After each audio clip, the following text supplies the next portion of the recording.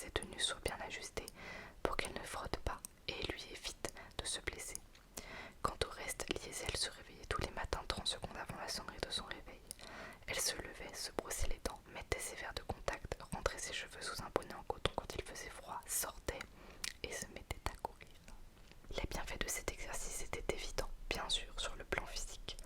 Son ventre et ses fesses étaient fermes et elle avait une jolie silhouette en bikini, même si ses cuisses ne lui semblaient jamais assez fermes. Liesel n'avait jamais été fan de mini-jupes ni de shorts dans le style de ceux de Daisy Duke dans la série Chérie, fais-moi peur. Mais elle savait que si l'envie lui prenait de porter ce genre de vêtements, elle pouvait se le permettre, même si elle approchait de la quarantaine. Cependant, outre les bénéfices physiques, il y avait les bienfaits psychologiques qu'elle tirait de l'exercice. Quand Liesel courait, ce n'était pas tant qu'elle pouvait faire abstraction de tout ce qu'elle avait en tête. En fait, il lui était presque impossible de ne pas le faire. Elle ne s'inquiétait plus de l'état catastrophique de la planète, ni de l'inutilité de ses dons aux œuvres caritatives. Elle n'avait pas à penser aux vacances, à la somme qu'elle devait dépenser en donations pour contribuer à stimuler l'économie sans se tracasser. Elle mettait un pied devant l'autre de plus en plus vite. La résonance de ses baskets contre le sol devenait le seul son qui comptait. Elle ne se demandait plus si sa maison était assez propre ou si elle devait déplacer le réfrigérateur pour passer la serpillière dessous. Quand elle courait, Liesel était libre. Pourtant, elle ne l'aurait jamais avoué à personne. La plupart de ses amis faisaient de l'exercice, évidemment. Elle transpirait sur leur stepper et leur vélo elliptique à la salle de gym, ou bien courait d'un cours à l'autre. Mais elle s'affirmait toutes qu'elle détestait ça et appréciait le jour où elle pouvait se déclarer surbookée et faire sauter la gym. Elle se moquait de Liesel, gentiment, mais en haussant légèrement les sourcils, lorsque celle-ci déclarait aimer courir. La seule raison pour laquelle je courais de mon plein gré, ce serait si je suis poursuivie. Voilà ce qu'aimait répéter sa meilleure amie, Becca, ou peut-être si Henrik Iglesias était en train de courir devant moi, et sans doute, même pas dans ce cas-là.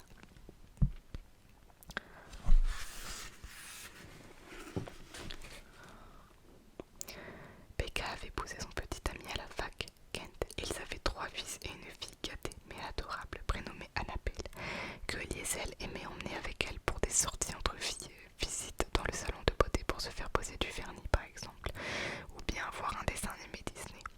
Becca connaissait mieux Liesel que quiconque, autrefois du moins, car désormais le temps avait instauré une certaine distance entre elles. Si Liesel avait déclaré à Becca qu'elle aimait courir pour ne plus avoir à se faire de soucis pour quoi que ce soit, Becca se serait esclaffée avant de dire « Chérie, pour quelle raison pourrais-tu bien te faire du souci ?»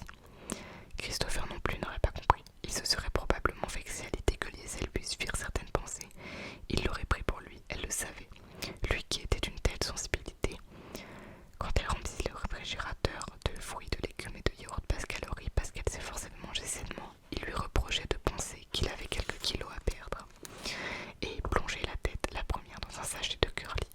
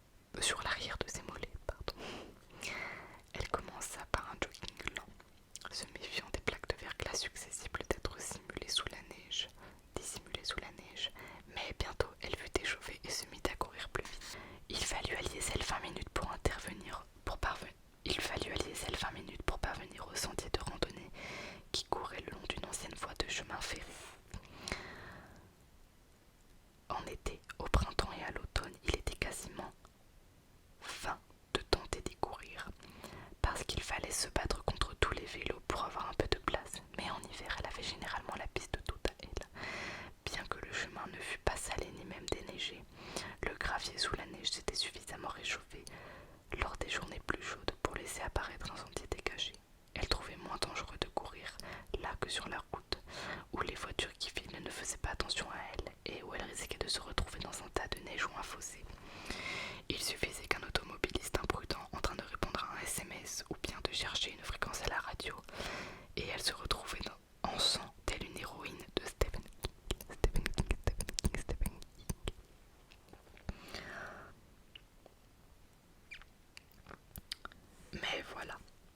Mais voilà qu'elle était de nouveau en train de ressasser des idées noires et elle n'avait aucune envie de se faire du souci.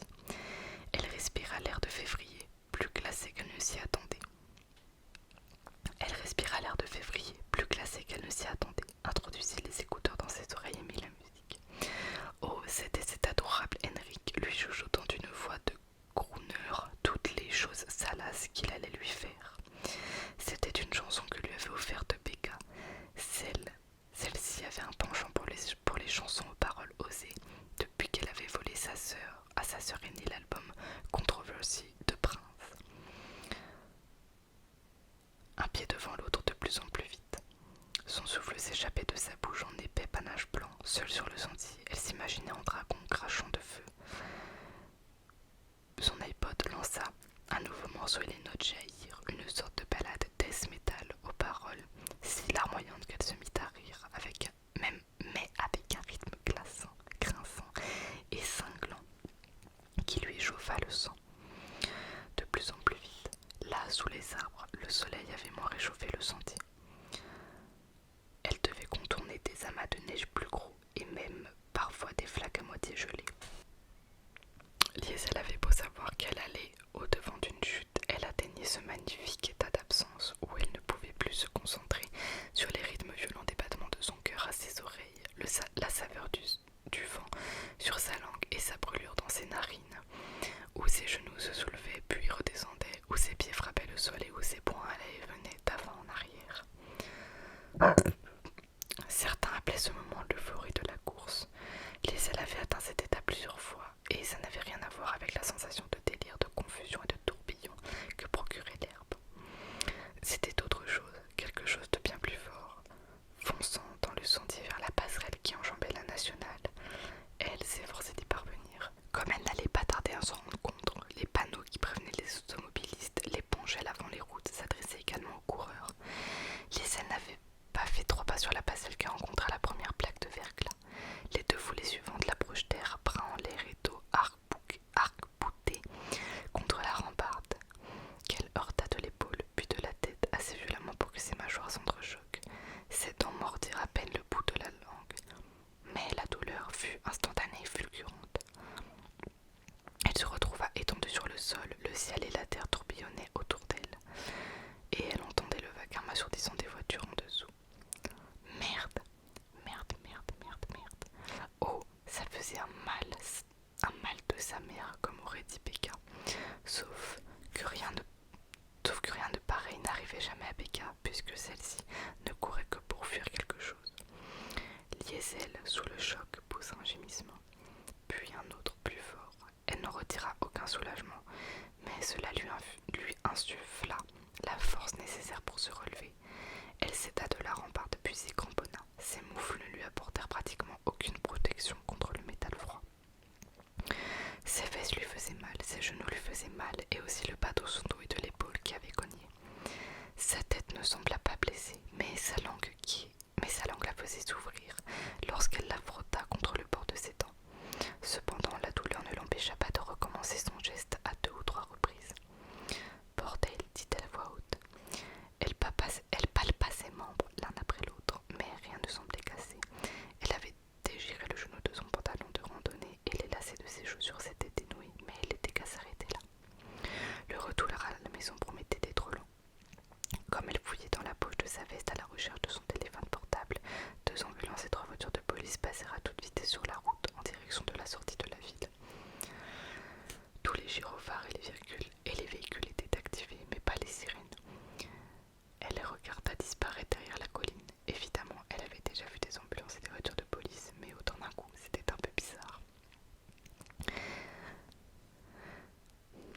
Elle essaya d'abord d'appeler la maison, mais elle n'eut pas de réponse. Christopher avait déjà dû se mettre en route pour sa partie de squash du samedi ou les activités qu'il avait prévues. Pendant que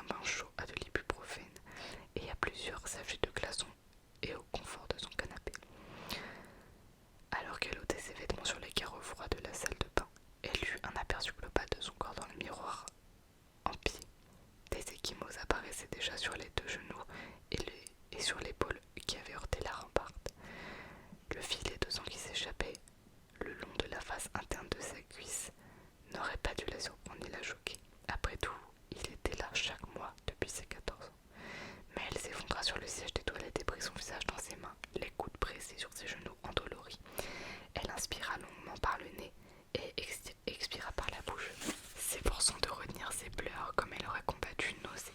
Ça marcha pas, ça ne marcha pas. Et elle fondit en larmes.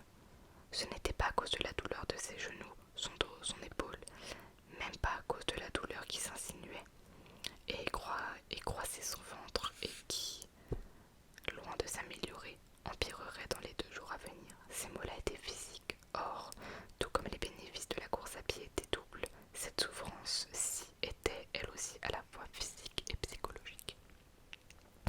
La souffrance était d'autant plus grande que Liesel aurait dû s'y attendre. Elle traçait le diagramme de ses règles constamment irrégulières depuis 1 an et demi, avec l'aide d'un site internet de contrôle de l'ovulation, et même si son corps refusait obstinément de se conformer à un tableau de prévision des cycles, elle notait soigneusement les dates. D'ovulation possibles sur son calendrier. Le problème, c'était qu'elle et Christopher n'avaient pas fait l'amour cette semaine. Ils étaient en voyage d'affaires. Pourtant, tout simplement à cause de cette irrégularité psychologique, elle avait gardé l'espoir que, juste cette fois-ci, les dates coïncideraient. Un espoir insensé, elle en avait la preuve. Elle ne voulait pas rester là, assise nue sur les toilettes de la salle de bain froide, avec chaque parcelle de son corps qui lui faisait mal, en train de pleurer. Elle voulait se plonger dans un bain chaud avec des huiles parfumées et y chasser la déception et la douleur. La plupart du temps, elle surmontait ce moment qui lui rappelait chaque mois qu'elle ne serait jamais mère, en se montrant pratique, terre à terre, et même d'un optimiste forcé.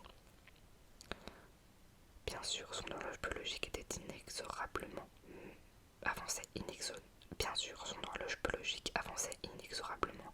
mais le temps était loin d'être écoulé. Pourtant, à cet instant précis, tout ce que Liesel pouvait faire, c'était de rester assise en train de grelotter et de renifler. Un filet coula de son nez. Elle l'essuya du revers de sa main, indifférente au laisser-aller de son geste.